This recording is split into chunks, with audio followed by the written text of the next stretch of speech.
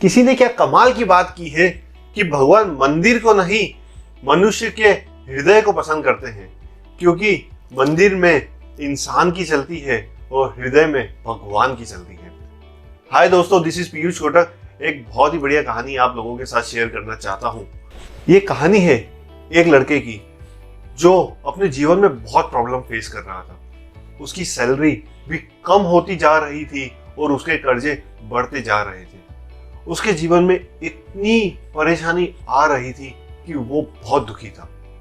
जब वो अपनी परेशानी अपने दोस्तों के साथ शेयर करता था तो उसके दोस्त उसे कहते थे कि तुम भगवान को नहीं मानते हो ना, इसलिए ये सब प्रॉब्लम फेस हो रही है। तुम मंदिर जाना चालू करो तो तुम्हारी परेशानी सही होने लगेगी।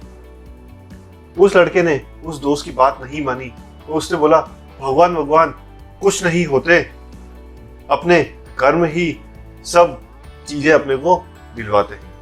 ये बात कह के वो घर चला गया। घर जाकर वो लड़का कुछ देर बैठा और सोचने लगा कि मैं इतनी सब चीजें कर रहा हूँ फिर भी कुछ हासिल नहीं हो रहा। वो मेरे दोस्त ने जो बोला कि भगवान की आराधना करनी चाहिए तो एक बार वापस से उससे मिलता। उस दोस्त के पास जब वो जाकर मिला तो दोस्त ने बोला कि जाके तुम श्री कृष्ण की मूर्ति लेके आओ, उनकी घर पे स्थापना करो और उनकी रोज पूजा अर्चना करना, तो सब प्रॉब्लम सोल्व हो जाएगी।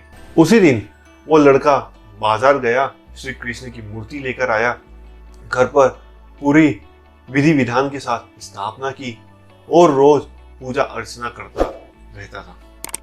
एक दिन पूजा अर्चना करी, दूसरे दिन करी, कई महीने हो गए। रोज पूजा अर्चना करता था और भगवान से अपनी प्रॉब्लम शेयर करता था और रिक्वेस्ट भी करता था, प्रार्थना करता था कि भगवान जो जीवन में कठिनाइयां हैं उन्हें मेरे जीवन से हटा दो और मेरी सब ख्वाहिशें पूरी कर दो। 2 महीने हुए, 3 महीने हुए, 6 महीने बीत गए, 1 साल बीत गया, लेकिन प्रॉब्लम हट ही नहीं रही थी। लेकिन वो लड़का पूजा अर्चना करता गया। 2 साल बीत गए। रोज वो अपने मन को कठोर करके भगवान के पास जाता और कंप्लेन करने लगता, भगवान तुम्हारी इतनी पूजा अर्चना करता हूँ लेकिन फिर भी प्रॉब्लम तुम हटा ही नहीं रहे हो। इसके बाद जब वो दूसरे फ्रेंड से मिला तो दूसरे फ्रेंड ने बोला कि तुम काली माँ की पूजा करो तो तुम्हारी सब प्रॉब्लम सॉल्व हो जाएगी। उस लड़के ने उस फ्रेंड की भी बात मानी और काली माँ की मूर्ति लेकर आया और उस मूर्ति की स्थापना करी श्री कृष्ण की मूर्ति की जगह।